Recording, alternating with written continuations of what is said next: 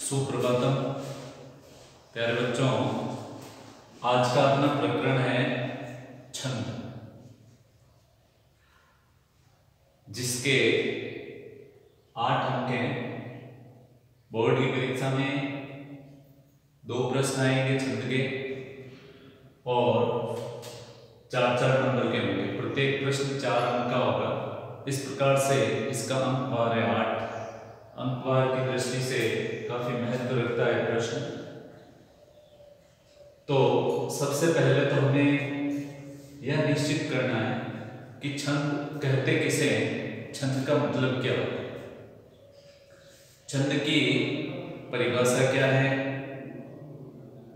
तो छंद को लेकर विभिन्न विद्वानों ने विभिन्न परिभाषाएं दी हैं, अपने मंतव्य व्यक्त किए हैं। उन सभी के आधार पर हम कह सकते हैं कि जब किसी काव्य की या कविता को, जब किसी काव्य को या कविता को निश्चित मात्राओं अथवा निश्चित एवं नियमित वर्णों के अनुसार लिखा जाता है, जिसमें यति, गति एवं विराम इत्यादि का पूर्णतया पालन किया जाता है और यथोचित प्रयोग किया जाता है, उसे छंद कहते हैं। तो छंद में 2 चीजें महत्वपूर्ण होती हैं, एक तो मात्रा और दूसरा वर्ण। इस प्रकार मात्राओं वर्ण के आधार पर मुख्य रूप से छंदों को 2 भाग में बांटा गया है, मात्रिक छंद तथा वर्णिक छंद। मात्रिक छंद वे होते हैं जिसमें छंद का निर्धारण मात्रा के आधार पर किया जाता है, उस पर मात्राएं लगा करके और मात्राओं के आधार पर जो है उसका निर्धारण किया जाता है।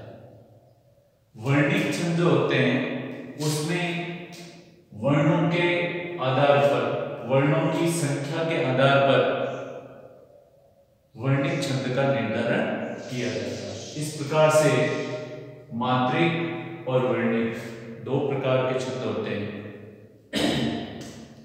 आपके पाठ्यक्रम में जो छंद संकलित किए गए हैं उसमें गीति का छंद, हरिगीति का छंद, छप्पय छंद, कुंडलिया छंद, द्रुत विलंबित छंद, वंशस्थ छंद, कवित्त छंद और सवैया छंद, ये 8 छंद जो हैं ये आपके पाठ्यक्रम में सम्मिलित किए गए हैं।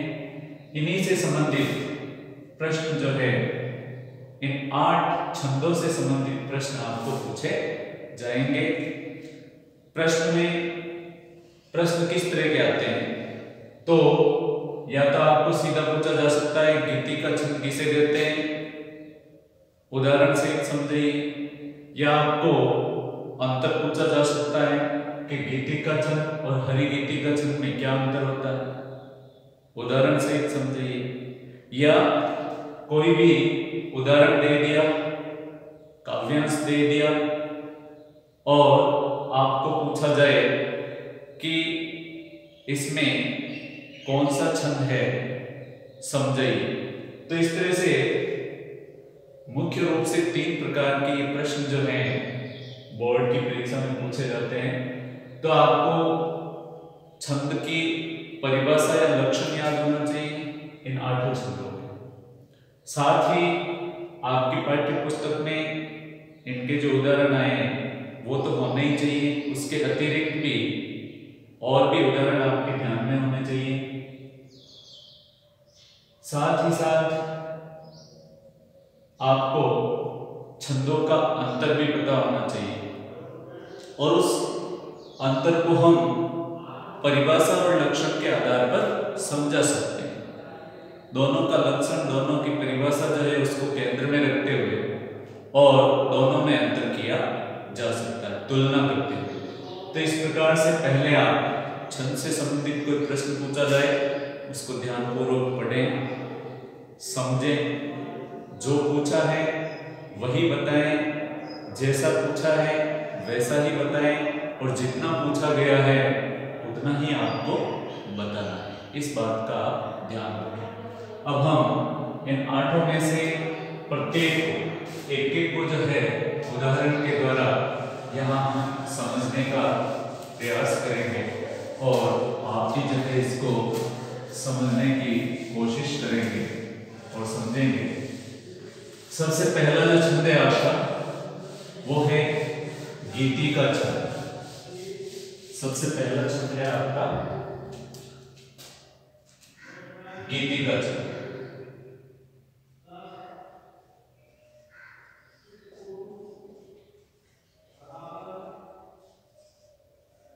गीति का छंद किसे कहते हैं, इसके लक्षण क्या है, परिभाषा क्या है, वो आपको जाननी जरूरी है। सबसे पहले तो यह मात्रिक छंद है, यानी इसका निर्धारण मात्राओं के आधार पर किया जाता है। इसमें कुल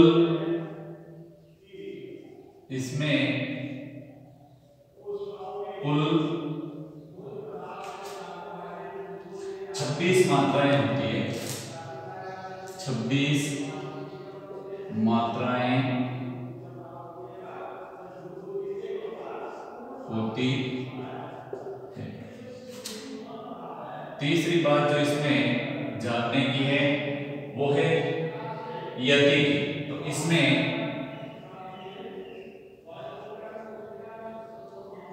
14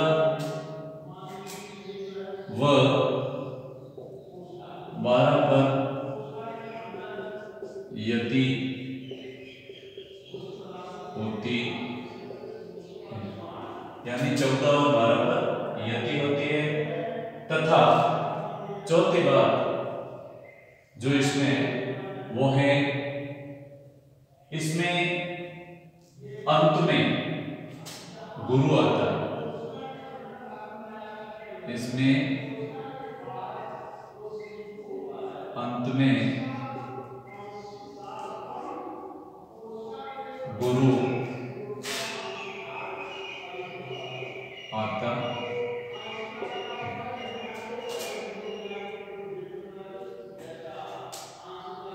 ये 4 बातें जो है इसमें विशेष रूप से जानने की है। सबसे पहली बात आपको पूछा जाएगा कि गीति का छंद किसको कहते हैं, तो आपको बताना है ये एक मात्रिक छंद है। इसमें कुल 26 मात्राएं होती है। इसमें 14 और 12 पर यति होती है और इसमें अंत में गुरु आता है। ये आपको इसकी परिभाषा या लक्षण में लिखना है। इसके बाद हम इसका उदाहरण देखेंगे और उदाहरण के आधार पर इसके लक्षण को हम सिद्ध करेंगे। गीतिका का उदाहरण है, हे प्रभु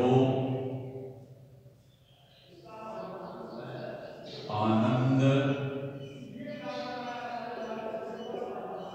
दाता।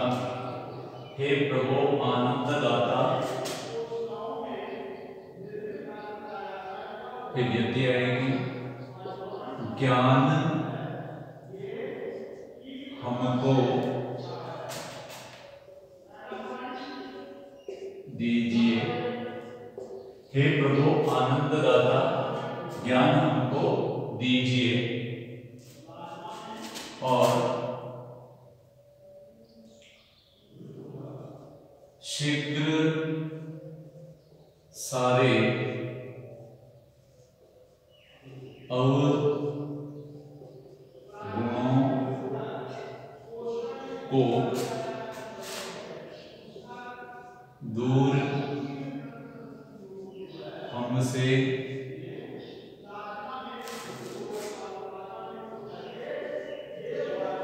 कीजिए। हे प्रभु आनंददाता, ज्ञान हमको दीजिए, शीघ्र सारे दुर्गुणों को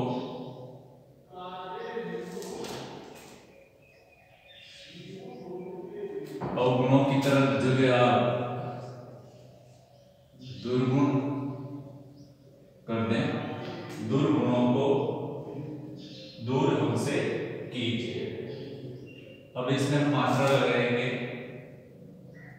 गुरु लघु गुरु,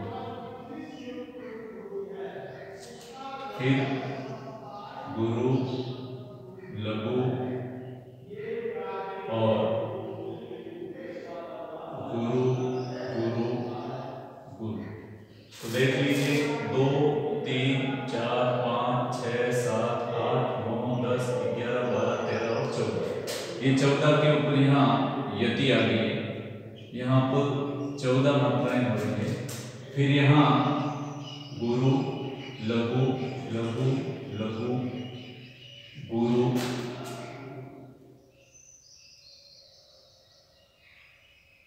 गुरु लघु और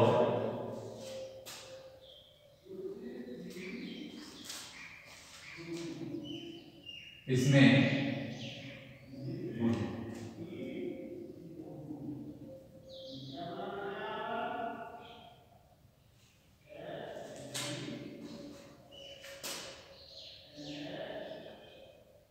ये 12 मात्राएं होंगी इसमें यहाँ। तो देखिए 2 3 4 5 6 7 8 9 10 11 और 12, ये 12 मात्राएं इसमें हो गई, ये 14 हो गई। तो मात्रिक छंद है, इसमें कुल 26 मात्राएं होती है। तो 14 + 12 बराबर 26 हो गए। और 14 तथा 12 पर इसमें यति होती है, तो यहाँ हम देखते हैं 14 मात्राएं हैं, 2 3 4 5 6 7 8 9 10 11 12 13 14। ये 14 पर यहाँ यति आ गई, यति का मतलब विराम। फिर 2 3 4 5 6 7 8 9 10 11 12, ये 12 पर यहाँ फिर यति आ गई और कुल मिलाकर इसमें 26 मात्राएं होंगी। और अंत में जो है वो गुरु है। इस तरह से जैसी इसकी परिभाषा थी उसी के अनुरूप आप यहाँ देख रहे हैं, उदाहरण में जो है स्पष्ट हो रहा है। इसलिए यहाँ गीतिका छंद है। इस पंक्ति पर भी आप यदि मात्राएं लगाएं तो ऐसा ही होगा, इसमें भी यही स्थिति बनेगी। तो गीतिका छंद जो कि एक मात्रिक छंद है जिसमें कुल 26 मात्राएं होती है, 14 और 12 पर यति होती है और अंत में जो है लघु होता है, अंत में लघु।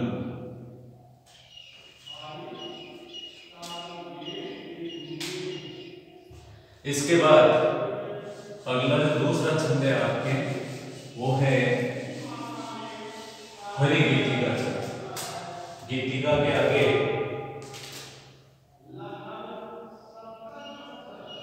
हरि लगा दीजिए, हरि गीतिका छंद। हरि गीतिका छंद किसे कहते हैं, इसका लक्षण क्या है, इसकी परिभाषा क्या है, इसको हम यहाँ उदाहरण से देखेंगे। तो हरि गीतिका जो है उसमें भी हम कह सकते हैं कि यह मात्रिक समछंद है। यह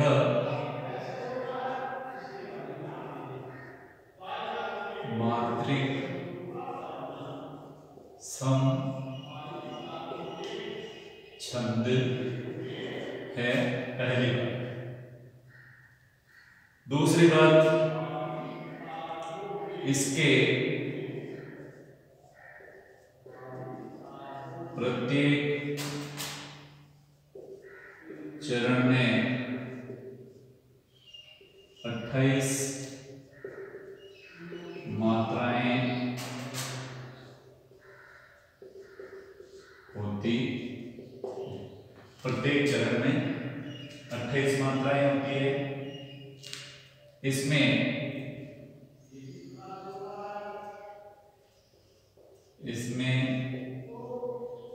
16 व 12 पद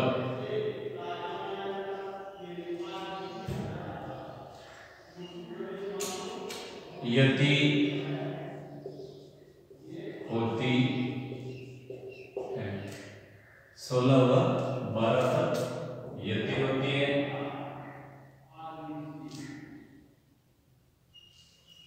ये इसका लक्षण है, 16 और 12 पर यति।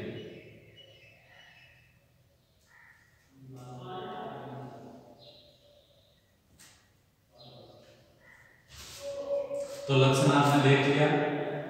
यह भी मात्रिक समछंद है, कहने का मतलब गीतिका भी मात्रिक समछंद था, यह भी मात्रिक समछंद है। लेकिन इस समानता के अतिरिक्त इन दोनों में अंतर भी, इसमें 28 मात्राएं होती है जबकि गीतिका में 26 मात्राएं थी। इसमें 16-12 पर यति होती है जबकि गीतिका में 14-12 पर यति होती है।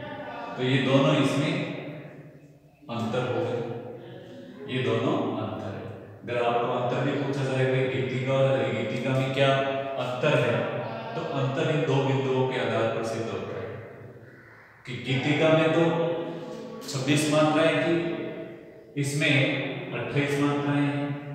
उसमें 14-12 पर यति हो रही थी, इसमें 16 और 12 पर यति हो रही थी। तो इसका अंतर जो है वो भी आप इसमें जानकारी करें। अब आप इसका उदाहरण देखेंगे।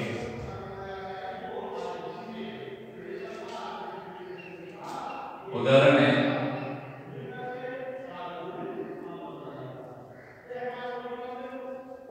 संसार की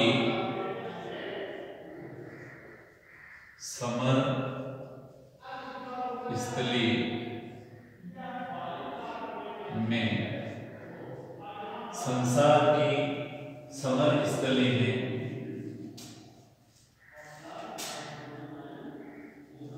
वीरता धारण करो।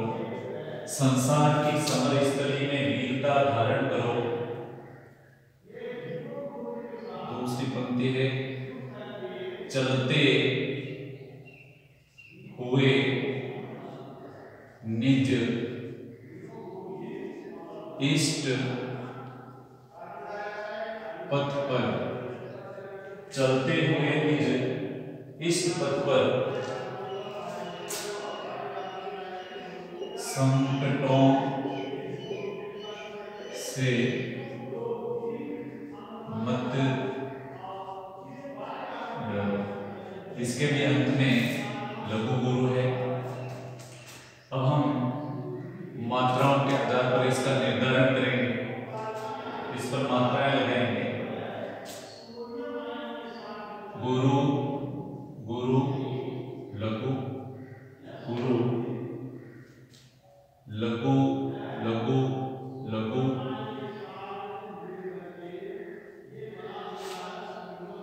गुरु गुरु और गुरु। 2 4 5 6 7 8 9 10 11 12 13 14 15 और 16। ये यहाँ आप देख रहे हैं 16 पर यति आ गई। फिर 12 गुरु गुरु लघु गुरु गुरु लघु लघु लघु और गुरु। 2 3 4 5 6 7 8 9 10 11 और 12। फिर यहाँ हम देख रहे हैं 12 पर। तो जैसा कि हमने इसके लक्षण और परिभाषा में देखा, वो यहाँ सिद्ध हो रहा है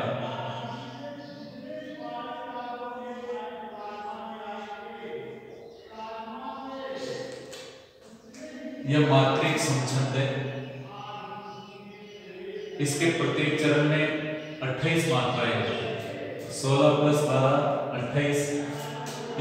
इसमें 16 और 12 पर यति होती है। तो यहाँ आप देख रहे हैं में के बाद यति है, विराम लगा है, और फिर करो के बाद यति है। तो 16 और 12 पर इसमें यति हो रही है। जहां भी ऐसी स्थिति होती है, इस प्रकार मात्राओं के निर्धारण से हम यह सिद्ध करके कह सकते हैं कि इसमें हरिगीतिका छंद है। तो गीतिका और हरिगीतिका दोनों में क्या अंतर होता है?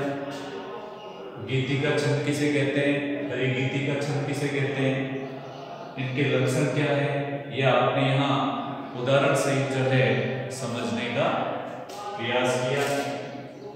अगला जो आपका छंद है वो है छप्पय। तीसरा छंद है छप्पय।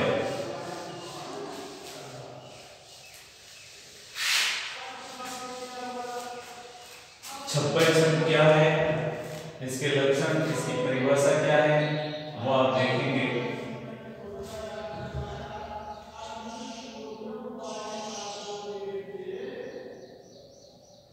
छप्पय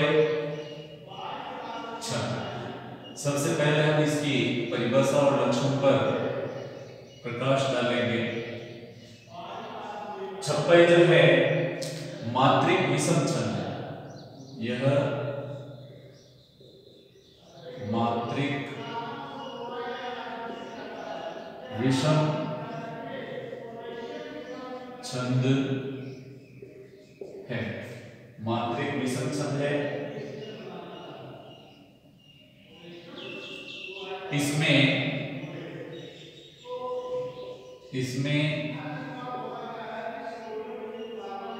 प्रथम 4 चरण रोला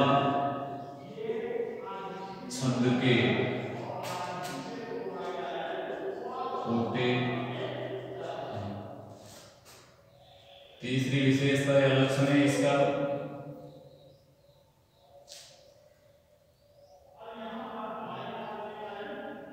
अंतिम 2 छंद उलाला छंद के होते हैं। यानी प्रथम 4 चरण तो रोला छंद के होते हैं और अंतिम 2 चरण उलाला छंद के होते हैं। इस प्रकार से इसमें कुल 4 और 2 बराबर 6 चरण। 6 चरण इसमें होते हैं। चौथा जो इसका लक्षण है, परिभाषा है, इसके प्रथम 4 चरणों में, इसके प्रथम 4 चरणों में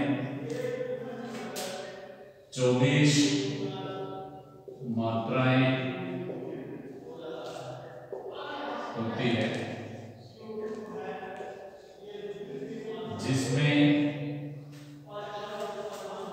11-13 पर यति होती है। 11 व 13 पर यति होती। यानी प्रथम जो 4 चरण रोला छंद के होते हैं तो उसमें 24 मात्राएं होती है प्रत्येक चरण में, और 11 और 13 पर यति। प्रथम 4 चरणों में प्रत्येक चरण में 24 मात्राएं होगी और इसके साथ ही 11 और 13 पर इसमें यति होती है। और अंतिम जो 2 चरण हैं वो अंतिम 2 चरणों में 28 या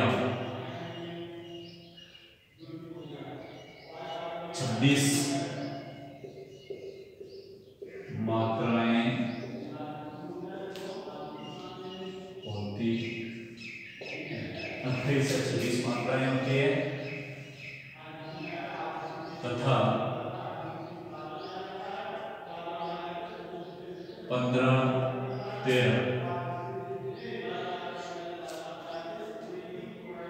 पर यति होती है। और छठा जो इसका लक्षण है वो है इसमें कुल 6 चरण होते। जैसा कि मैंने बताया 4 चरण तो इसमें रोला छंद के होते हैं और 2 चरण इसमें उलाला के होते हैं। इस तरह से कुल 6 चरण होते हैं। तो अब इस आधार पर आप इसकी परिभाषा बता सकते हैं कि एक मात्रिक विषम छंद है। प्रथम 4 चरण रोला छंद के होते हैं। अंतिम 2 चरण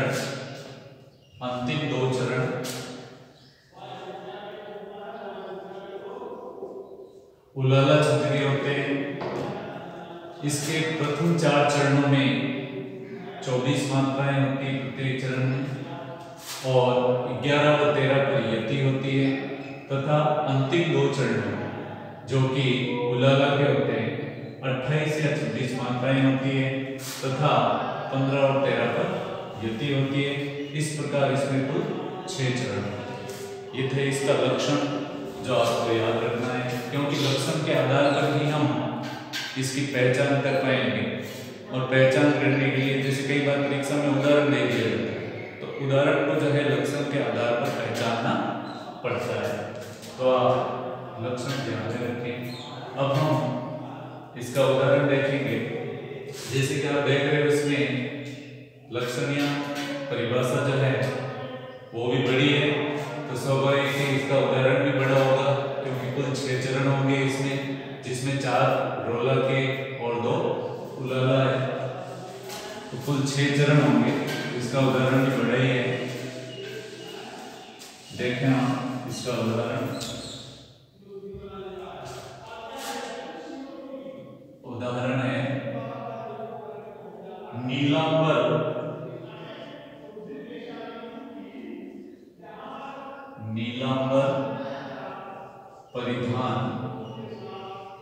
नीलांबर परिधान हरित पट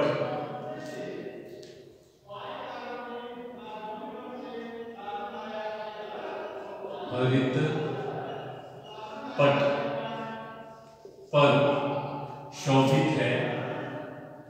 नीलांबर परिधान हरित पट पर सुंदर।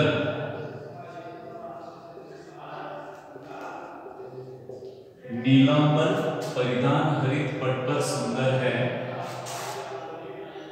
यहाँ यति है। सूर्य चंद्र युक्त मुकुट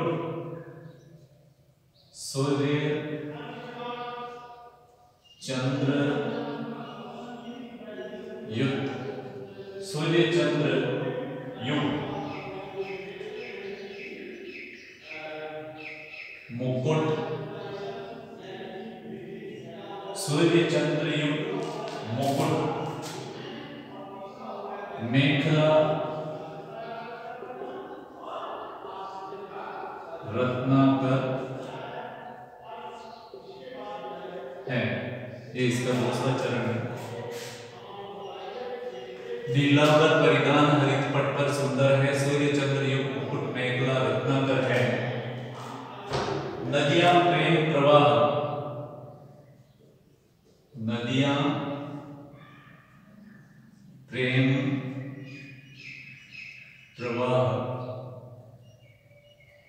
नदियां प्रेम प्रवाह फूल तारा मंडल है। फूल तारा मंडल है। बंदी जन खगवृंद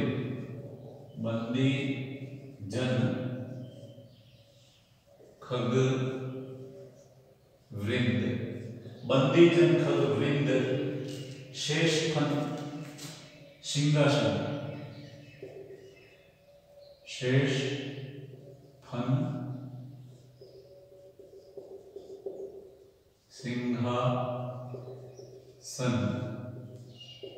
है या इसके 4 चरण पूरे हो जाते हैं,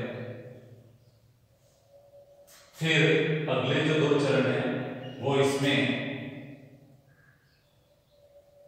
उलाला के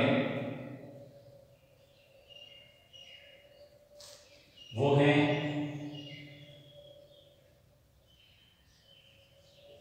करते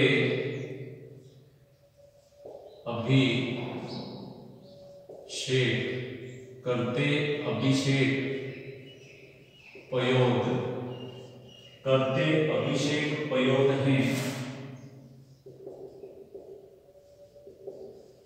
बलिहारी इस देश की, करते अभिषेक पयोद हैं बलिहारी इस देश की, हे मातृभूमि, हे मातृभूमि, हे मातृभूमि, तू सत्य ही, तू सत्य ही, हे मातृभूमि तू सत्य ही, सगुण मूर्ति सर्वेश की, सगुण मूर्ति सर्वेश, ये अंतिम 2 पद हैं इसके। कुल मिलाकर इसमें 6 चरण है। प्रथम जो 4 चरण है इसके, ये इसमें रोला छंद है, और इसके जो 2 चरण हैं वो उलाला छंद है। अब हम मात्राओं के आधार पर देखेंगे।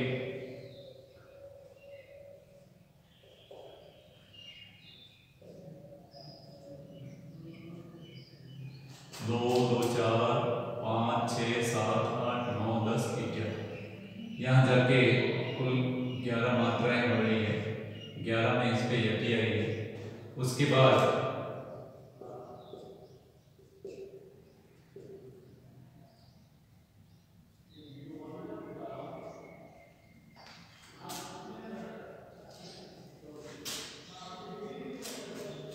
एक, 2, 3, 4, 5, 6, 7, 8, 9, 10, 11, 12, 13, यहाँ कुल 13 मात्राएं हो रही है।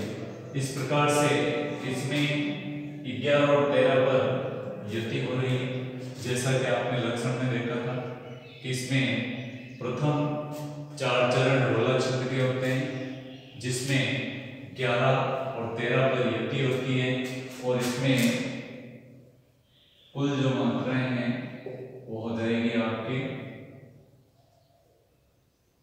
24 मात्रा। तो यहाँ तक आपने देख लिया। इसमें प्रत्येक चरण में 11-13 पर यति हो रही है, और कुल जो है इसमें 24 मात्राएं हैं। और अंतिम जो इसके 2 चरण हैं वो है उलाला। उलाला में 28 या 26 मात्राओं का निर्धारण होता है। तो इसमें जो यति है वो 15 और 13 पर होगी। तो इस पे भी मात्राएं लगाकर देखेंगे।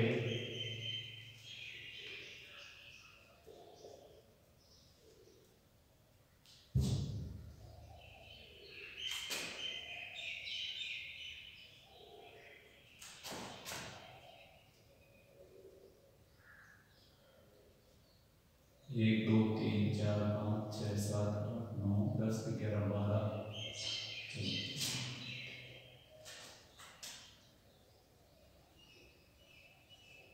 1, 2, 3, 4, 5, 6, 7, 8, 9, 10, 11, 12, 13, 14, 15 पर यहाँ यति हो रही है, और उसके आगे 13, 1, 2, 3,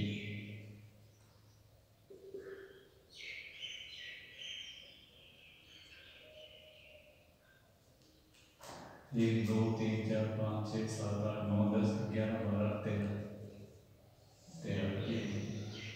कुल इसकी मात्राएं होंगी 28।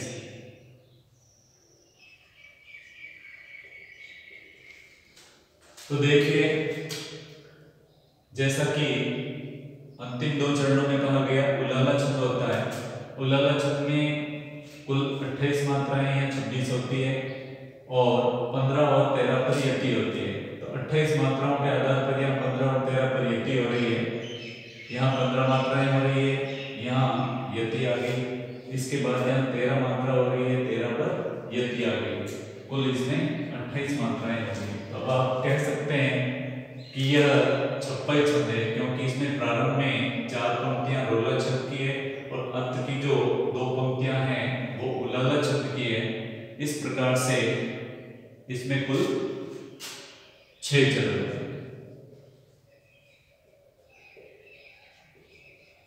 इस आधार पर यह सिद्ध होता है कि यह उलाला छंद